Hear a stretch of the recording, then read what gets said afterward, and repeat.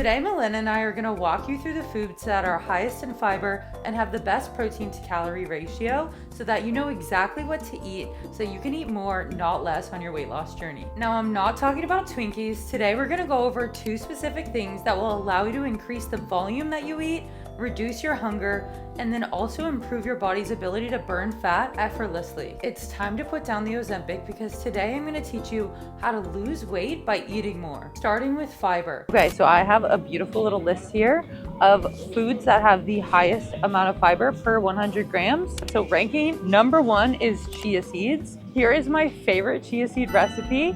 Literally takes 10 minutes to make, unless you count the sitting time, and it's absolutely amazing. It's perfect for if you're on your period, and it's just such a sweet treat. All right, so number 2 on the list is the flaxseed. So this is actually flaxseed meal, which is basically just ground flaxseed. You can get regular flaxseed as well. Per 100 grams, you're getting just over 27 grams of fiber in it. So really easy, something you can add to any baking goods. You can make pancakes, you can put them in your smoothies. I love adding them onto my Greek yogurt bowls with my granola. So really, really easy way to get some extra fiber. Next up is navy beans. So this has 25 grams of fiber per 100 gram serving. I'll be so real with you. I'm not a big fan of beans. I've never made these myself, but one thing I will advise you to do is to soak your beans before you cook them. Visit the Starbucks Cafe. All right, so 2 items that are really similar in the amount of fiber that they have in them are dried lentils and black beans. So like Katie already said, these are the same thing as far as you want to really soak them before you use them. But as someone who used to be a vegan, I ate a ton of these. They have a lot of fiber. So per 100 grams, you're getting about 15 grams each of fiber. Lentils have a really great recipe, but I used to make lentil dip with them. They're great for soups, great for lots of recipes, even doing like sauces. Same with black beans, you can add them to anything. Really, really great sources of fiber. Next on the list, 14 grams of fiber per serving. Coconut is amazing, but also does have a little bit of fat in there. So this is great if you need extra healthy fats, but it's a little bit higher in calories than some of the other things on our list. And you do want to watch out for that if you are on a fat loss journey. All right, so another great option that has actually over 12 grams of fiber per 100 grams is almonds. Personally, I like having roasted almonds just because I think they taste better and usually they a little bit better on my digestion, but also a great source of fat. So just be mindful of that when you're eating almonds. You're also getting a good source of fat, but super easy to add onto granola, into your cereal, into any kind of smoothies, whatever you want. Even just for snacking, they're a really great source. So make sure you pair those with some good carbs, some good protein, and then you're good to go. More fiber. Oats and oats. If you're cutting, you want to stick with these, but if you're not cutting, the flavors, are you freaking kidding me? Fruit and cream, top off. You can easily flavor these to taste like these with liquid stevia and little fruits. I'll be real, it's never going to taste the same because it's full of sugar, but it can be close. And if you're cutting, we're thinking about skinny legend type shit, okay? You don't get to eat everything that you want all the time, so you got to pick and choose. So I definitely would go with these oats and then add your own flavorings. Vanilla, fire. All right, next, super underrated, but also one of my favorites is garbanzo beans, which is the same as chickpeas, so don't get that twisted. Most of the time I get them canned, but you can also get them peeled and steamed just like this. But my all-time favorite is actually to roast them. So you can get them probably in a can. There's lots of recipes online. You go ahead and roast them and then add them to a salad or just eat them as a little snack. Awesome source of fiber, one of my favorites. All right, so as someone from California, I love avocados. They are a great way to get fiber.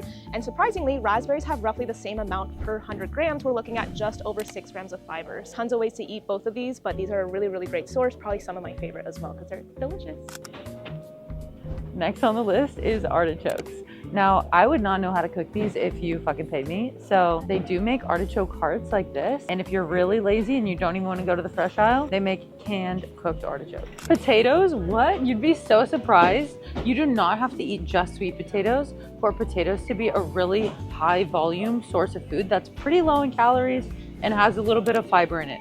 Potatoes will make you so much fuller than rice or pizza or pasta, any of those things. Absolutely love them. Definitely add them into your weight loss journey. Okay, so our last and probably actually our favorite is going to be carrots, a very delicious sweet treat. Size does not matter when it comes to carrots, whether you're getting these really big, small baby carrots, some little garden ones or some really big ones. They all are equally as valuable with the amount of fiber that you're gonna get, and they all taste just as good. Fiber mimics Ozempic in 3 ways. Firstly, it slows down your insulin response, which means that your body won't store as much fat when consuming food. Second, when you consume fiber, your body sends hormones to your brain indicating fullness. And finally, when you intake fiber, your digestion slows down, so you actually will be fuller for longer. The next best thing that'll help you lose fat while eating more is protein.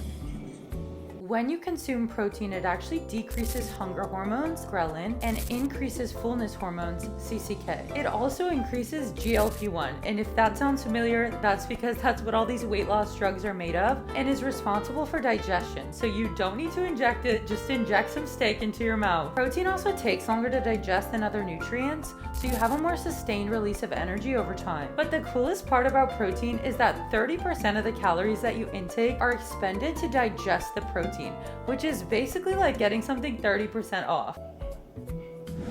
First on the list is protein powder. Why is that? Protein powder doesn't have calories from fats or carbs, making it an absolutely pure source of protein. However, I do not love any of these brands. A lot of proteins use sucralose, aspartame, and weird-ass sweeteners to sweeten their protein, and they have additives and they're not third-party tested. I have used Legion since 2017. I only use Legion, and I will always use Legion protein. Code Katie Lifts to save. But check it out yourself. Legion goes over all the ingredients and nutrition facts. This shit says proprietary blend. Don't know what's in your proprietary blends, don't want to find out. Legion all the way. That's the only protein I would recommend. All right, one of the easiest sources that you can get is actually liquid egg whites. So not going to be the same thing as eggs. The reason why is because with egg whites, you're getting primarily just the protein. With eggs, you're getting a lot of the fats as far as the yolk goes. So this is a really easy way to get your protein by adding it to your smoothies. I know it sounds kind of weird, but if you add it in with a lot of fruit, you can't taste it. Other than that, obviously you can make egg white omelets, even just adding it in with your regular eggs, but you want to get extra protein, just toss extra in there. Anyway, there's tons of things you can add it to. Anything that requires eggs, just find a way, add it in. Or like Katie, you can just chug them. All right, so not actually a primary source of protein, but one that we still want to touch on is Parmesan. So Parmesan is a great source of fat. Technically, it has 1.5 grams of fat per 1 gram of protein, but as you can see, it has a lot of protein for the amount of fat you get.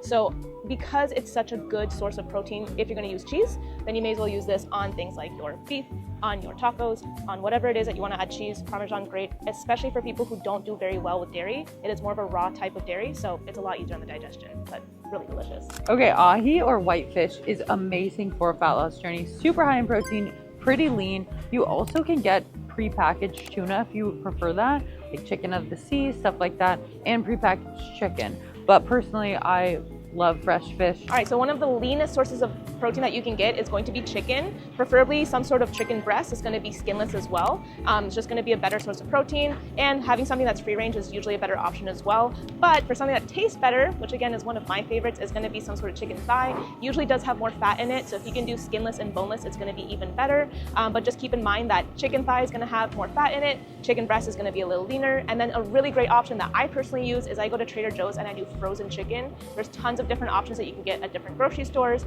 but going for something that is a skinless, boneless chicken breast is going to be just your leanest virgin. It's going to be high in protein. Really good. Now, beef is one of my favorite sources of protein. If you're cutting, we want to aim for the leaner type shit, okay? So most stores have 96.4. They are out today. So 93.7 is a decent compromise. This and a lean sirloin is the way that you want to go with beef. Fats add up very quickly if you don't pay attention to how much fat content there is, or you get something really fatty like in New York or a strip. So we are sticking to lean bean shit. We are losing weight. We are loving it, and we are enjoying our steak. Salmon is also an amazing source of protein. It can get a little fatty, but I love these two brands. I just air fry one of these fillets for 5 minutes, and then I have dinner ready with microwave rice. Fire. Shrimp is going to be your absolute best friend when you are trying to cut weight. There is no fat in this. It's all protein all the time. You can cook shrimp, you can not cook shrimp. Personally, I just love to house an entire ring of cocktail shrimp, and then my protein is good to go for the day. Literally in 3 ounces, there is 21 grams of protein. Doesn't get better than this. Love it. All right, genuinely, this is probably my favorite source of protein because I drink it almost every single morning. The only difference is when I can actually get it. So I'm gonna be really honest about this. This brand right here, you can get at a lot of grocery stores. It's it's very expensive. That's why probably a lot of people don't buy it. The few places that I love getting it are Trader Joe's. You can actually get a little container of it for about $3 or $4. You can also get it at Costco, which is an awesome price per unit. So if you were to break it down, you're paying about $4 per like 20 grams of protein, which is a sweet deal. And if you live in California, I don't know what other states have it, but Grocery Outlet also sells bone broth pretty often. There's these big containers of it. I personally like beef bone broth. And another thing that you need to know, when you're eating it, I heat it up on the stove top and then I add different spices to it. So I personally like to add salt, pepper, garlic, some paprika, a little bit of spice, and then I love to add a little bit of lime juice. So it's like drinking a little bit of hot soup.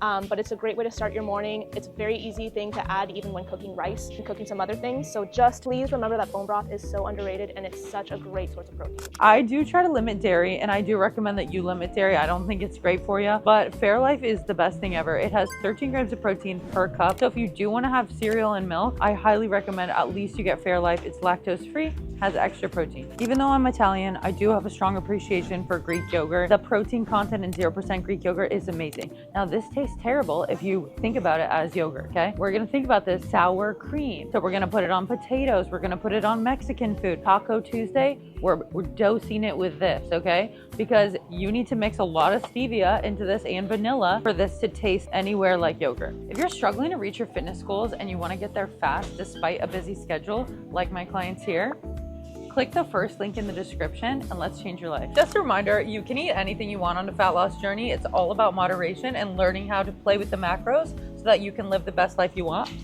Yeah, so make sure that you guys like and subscribe so you can learn more about how to do that and live a life that you absolutely deserve. Drop a comment. What was your favorite food that we talked about? Love you. Have a great day.